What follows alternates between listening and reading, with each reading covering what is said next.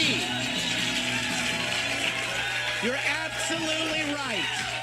You are right. I agree. Happy Wednesday, everyone. So back in 1992, when I was still in Menudo, James Carville famously gave the Clinton presidential campaign some advice.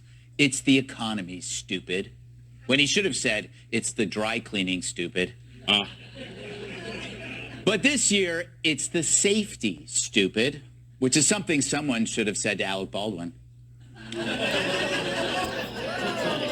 But from the border to our disintegrating cities, America's feeling of safety and security is falling faster than a door from a 737 MAX.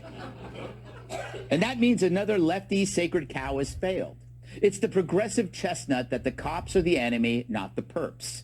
Turns out there are bad guys out there, which is why we have prisons and we have cops. But that basic truth was obliterated and replaced with an extreme opposite. Our police was not only racist, but also irrelevant, a conclusion exaggerated to wild extremes by the George Floyd propagandists. Remember the Fall of Minneapolis documentary, which suggested that much of the narrative around Floyd's death was just that, a narrative? We should have seen it coming. Well, we did, but if we spoke about it, we'd be called racist.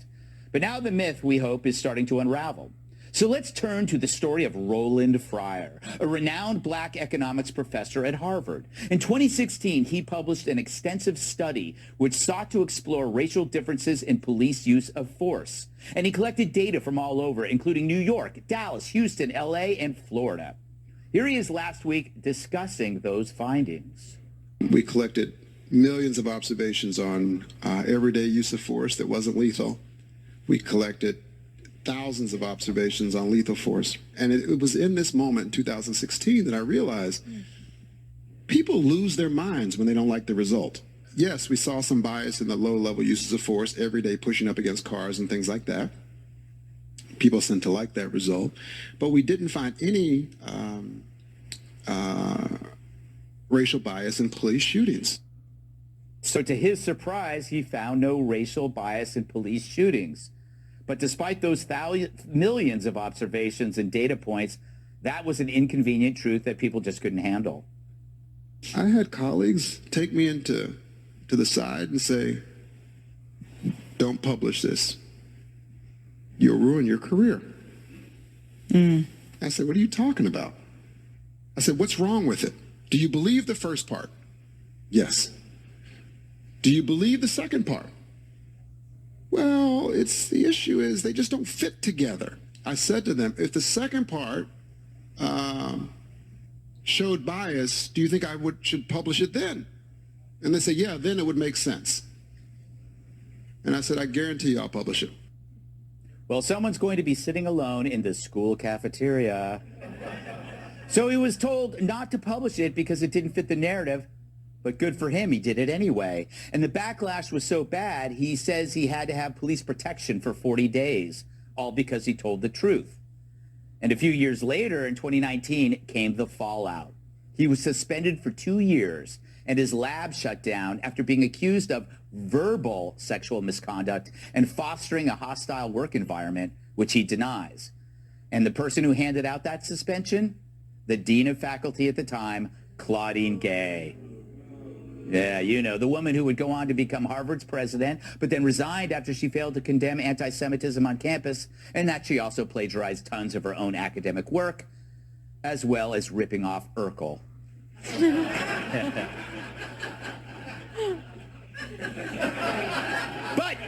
But in a beautiful moment, Fryer was asked about Claudine Gay last week.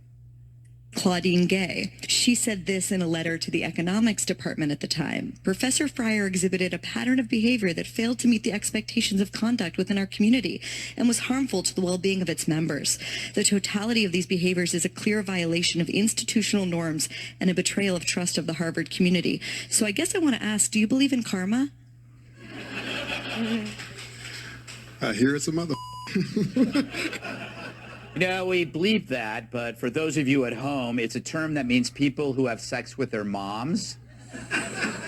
Or as the left calls it, maternal attracted persons. So maybe with Gay's downfall, he gets the last laugh, but not before his career gets derailed and his reputation trashed. And let's not forget that by burying a guy like Fryer, the message was clear. Do not with the narrative or you will be destroyed. And so the myth that all cops are racist killers of black men could continue, and more people, most of whom are minorities that the police protect, would die. But this denial of the truth on public safety still rages on. In Kansas City, after the shooting at the Super Bowl celebration that resulted in the death of a young mother and the wounding of 22 others, Kansas City's mayor, Quinton Lucas, was more pissed off about the governor using the word thugs to describe the shooters. It was a racist dog whistle, which makes no sense. If it were a dog whistle, we would have seen these ladies come a-running. Terrible! No, you stop it! Stop it! But really, it can't be a dog whistle if all of us can hear it. And it says something about the mayor of a city where dozens of people are shot who is more concerned about the feelings of the shooter and the words used to describe them. No wonder our cities are more dangerous than carpooling with Tiger Woods. Sorry. Meanwhile, outside Boston, officials at a high school have asked for the National Guard to be deployed to control school violence. That way, teachers can devote more time to banging their students. But you could bet most of those teachers are the same people who were calling Trump racist when he was talking about putting the National Guard at the border. In Chicago, the crime is so bad that bullets are now an optional topping on their deep dish pizza. But now the migrants have joined in, with 4 of them arrested for robbing and strangling a man on a train. If only they were wearing MAGA hats, the other networks would cover it. And here in New York, the safest big city in America, according to Mayor Adams and DA Alvin Bragg, subway crime is up 22% for the year. And a record number of NYPD cops were hurt on the job last year, with 1,200 of them injured in struggles with suspects in the last 3 months alone. So thanks to a phony narrative run amok, it's now a physical war on the cops themselves. From a gang of migrants attacking 2 NYPD officers in Times Square to illegals attacking cops in shelters. These scumbags haven't been in our country for 5 minutes, and they're already acting like Democrats. And so as the NYPD reports a new record number of cops injured on the job, no wonder cops are resigning at also a record-breaking pace. Of course, in a year, the Democrats will brag incessantly about the dramatic decline in injured police. But upon closer inspection, it's because there's no cops left to injure.